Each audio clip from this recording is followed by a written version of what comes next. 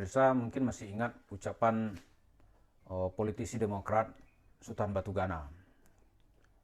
Ungkapannya begini bunyinya, ngeri-ngeri sedap. Ngeri-ngeri ya tapi sedap juga gitu. Maksudnya ketika itu bicara-bicara politik itu katanya ngeri. Salah-salah bisa terjerat atau terjebak dalam korupsi gitu. Ya, Batugana sendiri juga merasakan akibat dari perjalanan cerita politiknya. Nah, yang mau kita ambil adalah ini sekarang cerita Yusuf Mansur kita ngeri-ngeri sedap juga gitu. Kenapa? Karena makin banyak orang-orang yang mencari kesempatan di tengah situasi seperti ini. Kayak sekarang ini, kita bercerita banyak orang yang dirugikan oleh Yusuf Mansur. Jemaah-jemaah maunya apa? Minta uangnya dikembalikan. Bukan usulan dan pembicaraan kita yang dibahas gitu. Malah ada sekelompok orang itu sibuk melaporkan kasus kita ini ke kepolisian gitu. Malah ngancam-ngancam gitu. Katanya nyinyir banget membicarakan tentang Yusuf Mansur. Malah kita mau dijerat dengan undang-undang ITE dengan kasus pencemaran nama baik. Nah sekarang begini ya, itu yang diceritakan ini benar apa enggak gitu. Kok Anda melihat ke pribadi saya, benar nggak yang saya ceritakan? Kalau Anda memikirnya masih lurus, otaknya masih benar, yang suka lapor-laporin itu silahkan saya sanggup mengajak Anda atau mengasih data-datanya atau orang-orang yang pantas untuk dimintain data. Misalnya nih, Yusuf Mansur itu benar nggak telah mengumpulkan dana jemaah di Paytrend? Jumlahnya itu menurut pengacara Dovi, pengacara orang yang mewakili ini itu berjumlah yaitu 7.421 orang. Itu telah mengumpulkan dalam setor uangnya masing-masing itu 3,5 juta sebagai modal awal untuk berangkat berangkat umrah, Benar nggak itu? Nah setelah uangnya dikasih tahun 2012, sekarang udah 2023, cing. Kagak berangkat-berangkat, malah Peternya udah bangkrut. Ketika itu orang umrah, itu masih sekitar ya 20 juta, 22 juta, itu 2012 loh. Tapi saat itu tuh apa? Menurut pengakuan orang-orang yang dirugikan ini data nanti bisa kita share gitu. Kalau mau. Kalau pemikirannya masih waras. Ketika itu orang umrah, ya 22 juta, 25 juta masih oke lah. Karena di bawah bimbingan ustadz katanya ketika itu tuh.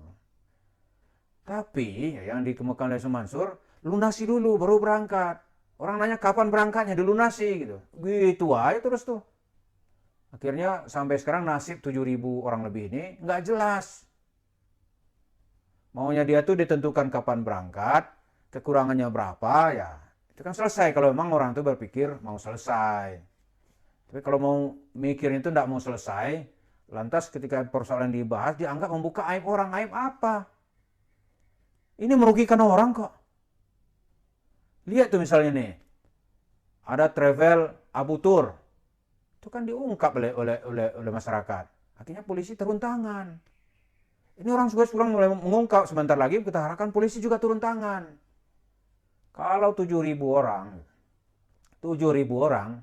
kalau masing-masing 3,5 juta, itu udah lebih dari ya mungkin sekitar 20 berapa itu? 20 miliar lebih gitu. Terus biarkan gitu. Kita anggap begini nih, nanti orang kan maki-maki saya ini. Karena sebelumnya juga ada yang memaki-maki saya, kenapa persoalan itu diangkat?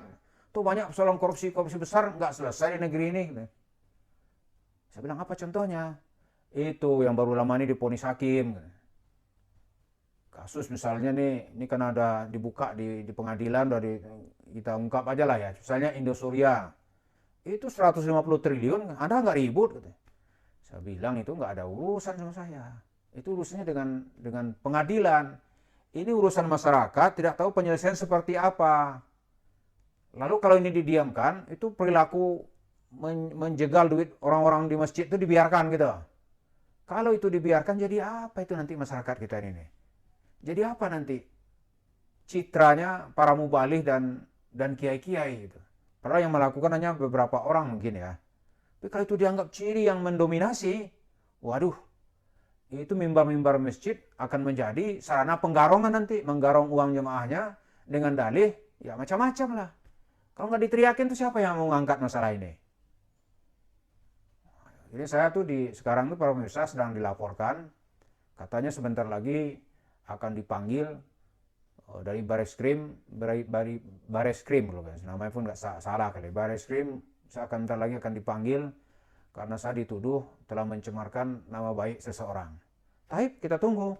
Saya merasa tidak mencemarkan nama baik kok. Saya hanya mengungkapkan fakta-fakta yang ada. Kenapa bukan ini yang Anda bahas? Coba temui jemaah-jemaah itu tuh. Nggak usah jauh-jauh. Yang laporan juga tahu itu.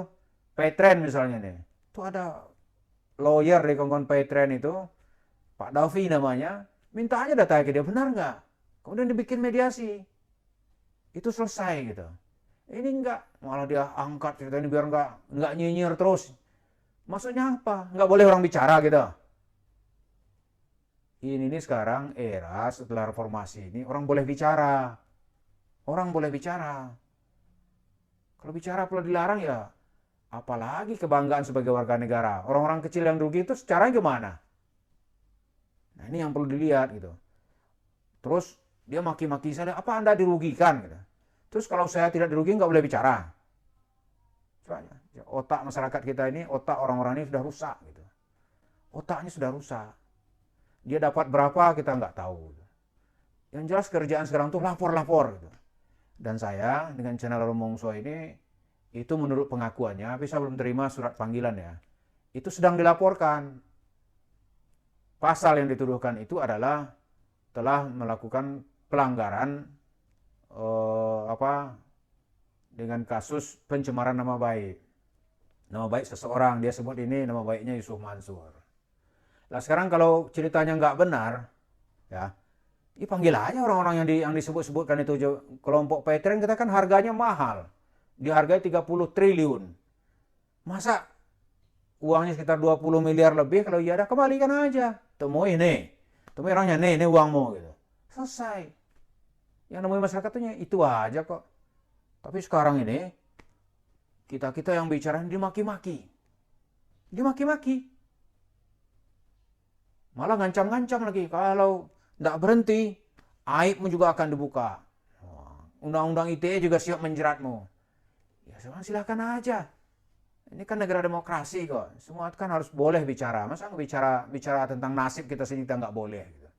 Bicara jamaah-jamaah yang rugi, masa dia nggak boleh? Kalau begitu bubarkan aja tuh pengadilan gitu. Karena pengadilan banyak sekali laporan-laporan orang-orang yang sedang menggugat.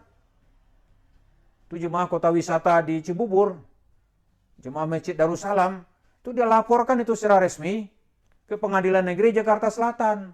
Terus mereka melanggar siapa? Apa yang mereka langgar? Itu merusak nama baik orang gitu. Ya, udah susah cara pikir orang-orang kalau begini caranya nih. Jadi yang dimaui orang itu adalah ya nggak usah pakai Anda lapor sini, lapor ke sini supaya katanya satu-satu akan kita jebloskan ke dalam penjara. Cing, ini negara hukum, nggak bisa begitu-begitu aja. Sama orang ini apa? Sendal jepit mau Anda injak-injak aja gitu. Bicara dikit laporin gitu. Perasaan di zaman Soeharto lu sama Orde Baru nggak begini, masih ada, tetap ada hukum di situ. Nah inilah kadang-kadang orang sudah overestimate, merasa dirinya, ya enggak tahu lah mungkin karena duitnya banyak gitu. Diungkap kasus, ini kasus dia ini yang diungkap gitu. Langsung dia meradang, ada orang tertentu apa cari muka atau apa kita nggak tahu, dilaporkannya, lapor gitu. Itulah para pemirsa, saya sekarang sedang menunggu, kalau memang itu sedang dilaporkan, kita sedang menunggu panggilan. Gitu. Tapi mudah-mudahan ini bisa berjalan dengan baik. Dan kita insya Allah akan tetap, selama data-data kita ada, akan tetap bercerita siapa dan apa yang telah dilakukan oleh Yusuf Mansur di berbagai tempat selama ini. Terima kasih. Assalamualaikum warahmatullahi wabarakatuh.